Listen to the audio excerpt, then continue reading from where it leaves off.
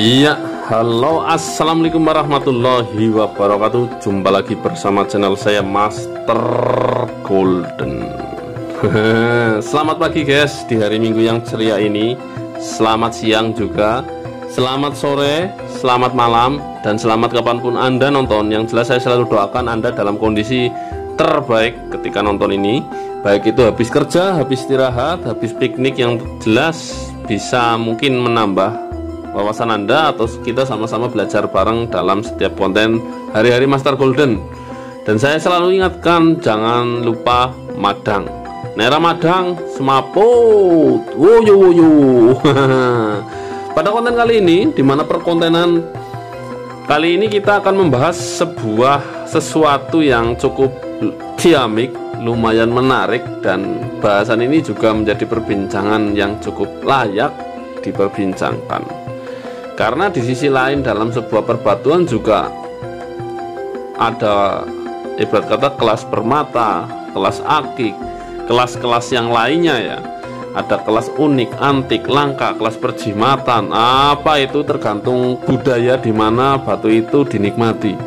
Bukan hanya di Indonesia batu itu guys. Jadi melainkan itu bahasa internasional sebuah batu. Ketika kita cinta batu, kita juga bisa mengetahui apa yang dicintai mereka di belahan dunia lain. Contohnya batu-batu yang sedang ramai di daerah-daerah tertentu. Ketika kita update masalah bebatuan di belahan benua lain, bahkan seperti itu. Jadi ibarat kata batuan itu juga merupakan sebuah bahasa pemersatu. Jadi bukan hanya kakek Sugiono ya sebagai pemersatu. Jadi batu itu juga bisa sebagai bahasa pemersatu dalam kecintaan kita dalam perbatuan. Baik itu akik, batuan-batuan unik, antik, permata, dan lain-lain. Kali ini kita sedikit ada hubungannya dengan sebuah masa lalu, di mana itu bisa menjadi sebuah sejarah, tonggak sejarah, bukti sejarah, ataupun yang lainnya. Ketika ini menjadi sebuah bukti, berarti tempat itulah tersingkap sebuah informasi bahwa tempat itu ada suatu informasi yang perlu kita gali. Seperti itu. Kita tuduh poin aja, jangan lama-lama. Judul kali ini adalah Berlian Temuan Sungai Lukulo. Woyo, domblak ting ting. Iya. Di hadapan ini yang ketika Anda lihat dalam pembukaan konten kali ini adalah sebuah sertifikat, bisa dikatakan seperti itu. Ini bukan sertifikat vaksin, apalagi sertifikat tanah.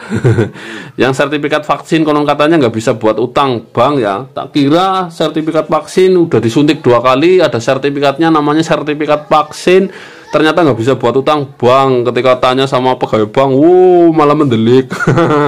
Ya, ini adalah jewelry report. Jewelry report itu semacam perhiasan. Jadi sertifikat sebuah pengesahan perhiasan. Biasanya itu yang berhubungan dengan diamond dan permata. Jadi ketika batu diamond itu sudah tertanam atau permata seperti halnya ruby, safir itu sudah tertanam dalam sebuah logam mulia, itu kan tidak memungkinkan untuk melepasnya. Jadi ketika membuat sertifikatnya itu sertifikat vaksin. Sorry salah. Bukan vaksin, sertifikat jewelry report. Nah, bikin sertifikat kayak gini bervariasi guys, tergantung apa material yang dibikin. Kedua, berat juga, makin besar berlian makin mahal, makin besar makin mulia logam juga makin mahal, makin rumit logam juga makin mahal. Ketika itu ini dibuat dengan harga Rp400.000 hanya untuk mengeluarkan sebuah report jewelry atau sertifikat jewelry. Dan ketika keluarnya sintetis itu tetap harus dibayarkan guys. Nah, karena mereka udah kerja. Nah, itu sebuah pertaruhan yang sangat besar ketika Anda itu nge-lab. Ini namanya saya nyebut nge-labkan ya. Itu pertaruhan yang sangat besar. Di sini ada gambaran-gambaran benda-benda kuno. Ya, misal kayak gini, kalung ini dari Timur Tengah kalau model-model kayak gini. Ini dari Timur Tengah, dari Mesir guys. Ini zamannya Fir'aun. Tapi di Indonesia juga nggak kalah menarik temuan barang kunonya, itu banyak yang emas ya. Banyak yang emas di era-era Kabudan, era-era lama, era-era Majapahit, bahkan pernah ditemukan juga koin Majapahit itu bertuliskan Arab. Berarti ketika zaman Majapahit mungkin Islam sudah ada. Kita kembali ke pokok permasalahannya. Ini kita ngelabkan di Skylab ya. Ini karena ini titip ke orang, jadi kita bayarnya 500.000 untuk sertifikat saja. Karena titip guys, enak aja titip. Zaman sekarang ya, orangnya ikhlas kalau nggak dikasih tambahan ya kita yang nggak enak sendiri walaupun orangnya itu. Nah, ini bisa dicek juga di websitenya. Ini barcode-nya, ini masukkan saja di websitenya, pasti keluar ini dengan spesifikasi yang sama. Jadi ini bagusnya Skylab. Ya, saya nggak ngalem, saya nggak ada endorse, cuman bagusnya seperti itu. Jadi barang yang divalidasi bisa langsung dicek, nggak harus dikirim kembali ke sana untuk dicek. Nah, seperti itu. Ini berupa sebuah jewelry atau perhiasan. Nah, ini kasusnya ditemukan pada masa lampau. Nanti kita sambil buka-buka ya. Ini di lab tanggal 5 Oktober 2020 loh. Kok udah lama? Ya, udah lama toh guys. Nah, ini udah lama ini. Nah, ini 8 natural diamond, berarti diamond natural atau diamond asli ya, not sintetis. 8 natural diamond shape cut. Nah, nanti kita bahas ketika kita lihat. Terus, nah ini berat estimasi. Ini sebagai tanda tanya, nanti kita bahas. Beratnya ini di sini kecil banget ya, 0,03. Nanti kita bahas. Colorless jernih non ya. Treatment transparan tanpa treatment teridentifikasi. Ini kita buka lagi. Di sini ada gambaran. Ini memang sebagai gambar sampul, tapi di sini ada yang hampir-hampir mirip ya. Nah, kemungkinan, tapi kita bisa bahas sambil berjalan kali ini ya. Ini kemungkinan merupakan sebuah jewelry seperti ini tadinya. Oke, kita taruh aja dulu. Kita buka ini pelan-pelan. Bismillahirrahmanirrahim. Nah, fokuskan dulu. Jebret. Nah, ini kita lihat bersama-sama. Ini inklusinya, lasternya. Nah, bagaimanapun berlian tetaplah sebuah berlian. Di mana sebuah diamond itu dinilai mahal karena dia merupakan batuan terkeras di bumi. Satu, kedua pasti kelangkaannya guys. Dimana sudah menjadi sebuah prinsip ekonomi, ketika barang langka itu pasti lebih mahal dari barang yang umum dijumpai. Apalagi kebutuhan yang lebih banyak, kebutuhan yang sangat banyak, itu menjadikan harganya mahal. Tapi tidak lebih dari itu, dia bisa disebut adalah sebuah batuan yang namanya sama dengan batuan-batuan akik, masih golongan batuan ya, dia bukan alien. Nah, ini ditemukan oleh seorang penambang emas. Jadi saya nggak nemu sendiri ya. Ketika video ini dibuat, batu ini, liontin ini atau bros ini, saya nggak tahu ini tadinya apa, tapi kemungkinan sebuah liontin dari gitu ya. Tadi yang saya tidokkan videonya itu ya, mana ada mirip-miripnya ya. Ini ditemukan oleh seorang penambang emas. Ya, penambang emas yang kita maksud adalah pendulang emas, yaitu yang mencari emas-emas patahan, emas-emas biji, emas-emas yang ada di sungai, di dasar sungai. Ya, karena ini berat dan ini logamnya adalah logam perak. Nah, ini di sungai, temuan sungai, dan sudah menjadi rahasia umum. Banyak orang yang tahu bahwa di area Sungai Lukuno ke atas sampai Sadang itu merupakan sebuah area Majapahit zaman dahulu. Bahkan banyak-banyak tempat-tempat yang banyak hubungannya dengan cerita-cerita sejarah Majapahit, seperti halnya petilasan ini, itu, seperti halnya cerita-cerita pengungsian ketika perang, dan lain-lain. Nah, banyak juga ditemukan emas-emas kabudan, kita menyebutnya emas-emas kabudan di daerah itu. Nah, salah satu yang ditemukan ini adalah sebuah diamond. Entah ini dari era Majapahit, era kerajaan lain, ataupun dari era menengah. Kita nggak pernah tahu. Kalau melihat dari strukturnya, ini memang benar-benar sebuah perak, dan ini asli berlian, udah terbukti, direpotkan atau dilabkan. Nah, berlian ini tertanam itu ketika perak ini masih panas dan ditanam. Berbeda dengan model pengosokan perak sekarang ya, atau penanaman sebuah permata dalam sebuah logam sekarang. Itu dilem biasanya. Ini ketika ini masih panas, maka dari itu kalau saya itu mendingan tak coplekin. Cuman kalau model berlian peraknya panas, ini dimasukkan berliannya kan nyopleknya susah. Nah, itu resiko rusak, maka dari itu seperti ini saja. Nah, ini sebuah perak, ini sebuah berlian. Anda melihat sendiri berlian kuno. Kedua, ciri-ciri sebuah berlian kuno, dia itu cuttingan itu potongannya, sampingnya ya. itu tidak beraturan guys, antara ini dan ini itu tidak beraturan ya. Cuttingannya itu seperti halnya mengikuti sebuah batunya. Yang menjadi pertanyaan, kalau saya sendiri udah beberapa kali melihat temuan-temuan sungai yang berupa emas dan berlian, udah sering. Cuman akhir-akhir ini memang agak susah karena ya itu emas, permatanya berlian dan cuttingannya itu emas kerajaan lah gitu ya. Cuttingannya itu nggak beraturan sekali. Yang jadi pertanyaan orang zaman dulu itu ngatingnya pakai apa loh guys? Ya bahkan serbuk inten udah nggak ada, belum ada, grinder nggak ada. Lah itu pakai apa? Apa digosok-gosok ke gigi mereka? Ya mohon maaf, ini sebar banyolan. Apa gosoknya pakai ilmu atau pakai batu yang lain atau apa? Yang jelas sejak zaman kerajaan dahulu itu ilmu penggosokan batu udah ada. Entah itu dari zaman Belanda atau zaman kemerdekaan, ini kita bisa menyimpulkan ya. Tapi yang jelas ini dari era kuno. Entah itu dari kerajaan atau dari era-era yang bukan dari barang baru. Nah, terus dari mana permata-permata itu berasal? Itu yang menjadi pertanyaan yang layak dibahas panjang lebar ya. Itu harusnya menghadirkan para pakar sejarah, menghadirkan pakar batu dan yang lain-lain. Terus gimana cara gosok, gimana cara mereka membentuk logam, gimana cara mereka mencampurkan kombinasi logam, itu banyak sekali pertanyaan yang harus dibahas sebenarnya. Kalau saya punya podcast dan saya orang terkenal, saya ngundang-undang orang-orang pakar-pakar ya, tapi ngundang orang kan butuh madang. Seperti itu bunyinya. Iya, ya itulah sekilas pembicaraan tentang berlian jewelry berlian temuan Sungai Lukulo, berlian kuno temuan Sungai Lukulo.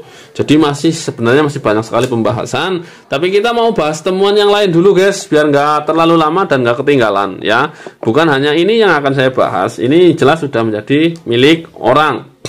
Yang akan saya bahas selanjutnya, ini adalah salah satu temuan-temuan sungai, di mana temuan sungai itu tidak mesti barang lama, barang baru, barang manusia ataupun barang goib. Semua itu bisa ada, barang baru ada, plastik ada, sedotan ada, di sungai semua ada. Cuman lihat sungainya, kalau makin hulu kan sampah makin sedikit. Jadi temuan yang baru-baru juga makin sedikit. Seperti itu. Ini kita lihat, walah tripodnya jomplang. Ini temuan Sungai Lukulo juga. Ini sebuah lonceng. Kalau melihat loncengnya, apakah ini sebuah lonceng hewan atau lonceng untuk peribadatan? Saya nggak tahu. Yang jelas ini salah satu temuan Sungai Lukulo. Bahan biasanya pembuat temuan Sungai Lukulo, temuan bahan kuno itu berbahan perunggu guys. Karena kuningan itu, katanya kuningan itu bukan logam alam ya, logam pembentukan ya. Kalau kuningan ya, beda sama tembaga. Nah, ini bentuknya lonceng seperti ini guys, tebalnya segini, dalamnya seperti ini. Ini lonceng kerbau atau lonceng peribadatan saya nggak tahu. Yang jelas temuan Sungai Lukulo. Kalau lihat bahannya ini bahan kuno. Oke, kita taruh lagi, kita bahas yang lain. Nah, ini kedua kalung ini merupakan batu temuan Sungai Lukulo, dimana saya sering memvideokan atau sering video dapat keong-keong seperti ini ya. Ini juga bisa menjadi sebuah liontin etnik atau kesukuan. Jadi seakan-akan kita liontinnya itu etnik loh, suku-suku gimana gitu, suku-suku. Nah, ini bisa menjadi sebuah aksesoris juga yang layak untuk dipertimbangkan dengan nilai historis yang lumayan bagus ya. Karena ini sebuah fosil, tahu sendiri. Ada fosil kayak gini, ini berarti dulunya lautan kan. Itu bukti, salah satu bukti terbesar, salah satu bukti yang layak dibanggakan bahwa memang dulunya ini dataran kebumian itu lautan. Oke, kita lanjut ke yang selanjutnya. Jadi sebenarnya banyak banget ya. Ini kasus ini. Iya, bahannya koyo ngene. Ini kalau ini ada videonya udah lama banget, temuan metal detector. Kasusnya gimana? Ini udah di booking orang sampai saya lupa, orangnya lupa. Kemarin nongol lagi katanya mau melunasi, tapi lupa lagi, sampai sama-sama lupa, ambiar semua. Ini temuan darat di bekas perumahan. Ya perumahan sih Kemerdekaan, karena genteng-gentengnya baru, tapi nggak tahu dulu-dulunya juga perumahan apa, kita nggak pernah tahu. Ini nemunya seperti ini. Ini temuan metal detektor. Ini ada videonya tapi saya lupa judulnya. karena ada 500 video yang telah saya buat seperti itu. Ini karena ini saya mau report ini, jadi ingat bahwa saya ada barang yang udah di DP orang udah 1 tahun lebih ya, belum di DP, malah sama sekali belum di DP, baru di booking. Nah itu, ini kita taruh aja ringnya, kita coba cek ringnya. Ini barang campur perunggu ya. Ini ringnya kalau jari saya nggak masuk ini berarti kecil. Kenapa barang-barang kuno sering ditemukan cincin-cincin berbentuk kecil banget ya, bahkan jari kelingking aja nggak masuk, atau ini cincin anak kecil, kita nggak pernah tahu. Yang jelas kayak gini bentuknya. Kalau jari saya yang masuk ini sekitar ring 5 guys, antara ring 5, ring 6 itu masih masuk. Kalau ring 7 di sini. Kalau maju lagi 6,5. Kalau di sini ring 6. Nah, ini berarti sekitar ring 5 ini guys. Ini barangnya seperti ini, cincin. Oke, kita taruh ini, tak kosok-kosok terus tak simpen kemarin. Ada lagi. Nah, ini dari perunggu udah jelas bentuknya seperti ini. Kalau kayak gini ini sering ditemukan ya, terutama di daerah-daerah Jawa Timur. Ya, tapi di sini juga ditemukan kayak gini guys, karena memang ini era-era kerajaan ya. Ini dari perunggu dan matanya uniknya, tak kira ini berlian, ternyata sebuah kuarsa. Nah, batunya juga nggak beraturan, ini gosokan-gosokan kuno koyong ini. Entah itu digosok atau enggak nggak tahu, tapi nemunya udah kayak gini. Batunya kuarsa kayak gini. Nah, nanti, nah ini kayak gini bentuknya. Ini bukan berlian guys, jangan berbangga diri. Duh, kayak orang bisa fokus loh guys, kesambet ini. Oke, matikan dulu. Ini nggak tahu kenapa nggak bisa fokus-fokus. Nah, ini barangnya, ini matanya. Ini udah kayak gini ditemukannya. Kadang ada yang ditemukannya kosong kayak gini, dikasih mata siem biar kelihatan keren, juga ada, saya punya. Nah, ini keren banget ya guys. Ini masa lalu guys, masa dulu ini bikinnya pakai apa? Apa pakai tangan aja dicus. Oh ya, saya main ngecek ringnya ini berapa. Ini ring 7 guys. Nah, karena masuk di jari saya, ini ring 7. Ya, bisa 6,5 juga bisa. Nah, seperti itulah bunyinya. Karena di setiap hari kita, karena kita adalah pembolang, itu selalu jumpanya ya benda-benda seperti ini, itu menjadi hal yang biasa. Karena bolang di sungai itu apa saja bisa ditemukan, bahkan ketika sampah-sampah ditemukan, softtek apa saja bisa ditemukan, apalagi barang kuno. Cuman kalau barang kuno biasanya harus mendulang karena dia udah sangat lama dan di dasar sungai. Makin banyak temuan yang bisa didapat, makin banyak sesuatu yang bisa dimunculkan, dan makin banyak relik-relik kuno yang bisa dimunculkan itu bisa menggali informasi sebuah daerah tersebut. Karena kita tidak pernah akan luput dari sebuah sejarah, dan sejarah itu akan membangun kita menjadi lebih baik, dan lebih baik lagi.